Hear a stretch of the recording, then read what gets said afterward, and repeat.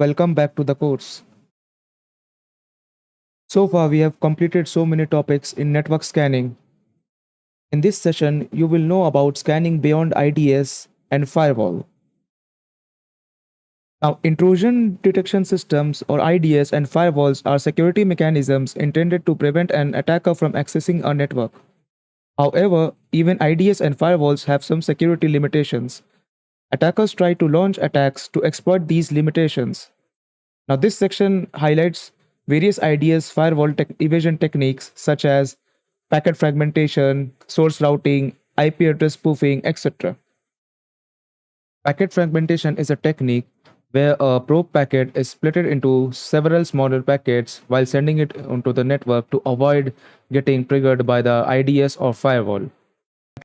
Hackers use packet fragmentation tools such as Nmap and Fragroot to split up the probe packets into smaller packets that circumvent the port scanning techniques employed by IDS.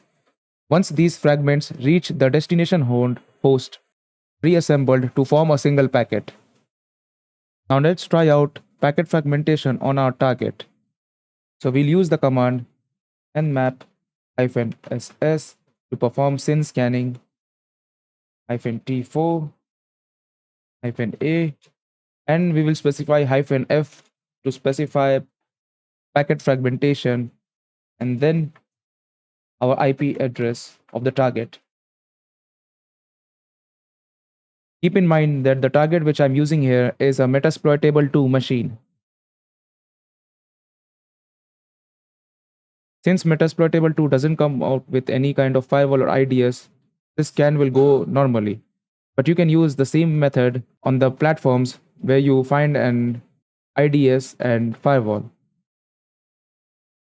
So our scan is completed and we get the normal result as usual. Now talking about source routing. When attackers send malformed packets to the target, these packets hop through various routers and gateways to reach the destination.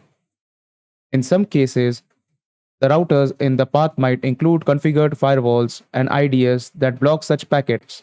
To avoid them, attackers enforce a loose or strict source routing mechanism in which they manipulate the IP address path in the IP options field so that the packet takes the attacker defined path, thereby evading firewalls and IDS.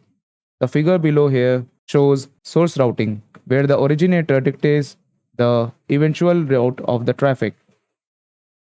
Talking about source port manipulation, it is a technique used for bypassing the IDS firewalls where the actual port numbers are manipulated with common port numbers for evading certain IDS and firewall rules. The main security misconfigurations occur because of blindly trusting the source port number. The administrator mostly configures the firewall by allowing the incoming traffic from well known ports such as HTTP, DNS, FTP, etc. The firewall can simply allow the incoming traffic from the packets sent by the attackers using such common ports. Now, to perform the source port manipulation, we can use the command nmap-g and specify the port and then the IP address of the target.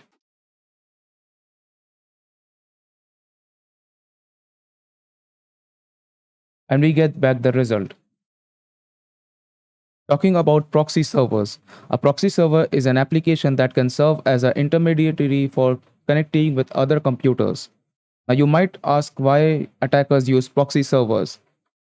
They can use it for hiding the actual source of a scan and evade the certain IDS firewall restrictions, even to mask the actual source of an attack by impersonating the fake source address of the proxy, or even to remotely access intranets and other website resources that are normally restricted, and to chain multiple proxy servers to avoid detection. Talking about anonymizers, an anonymizer removes all the identity information from the user's computers while the user surfs from the internet. Anonymizers make activity on the internet untraceable, and it also allows you to bypass internet censors. Now, why to use an anonymizer? To maintain privacy and anonymity, protection against online attacks, access restricted content, and bypass IDS and firewall rules. Now, there are many anonymizer tools such as Tails and much more. so you can use them for your ease. That's all for this video. Thanks for joining with us.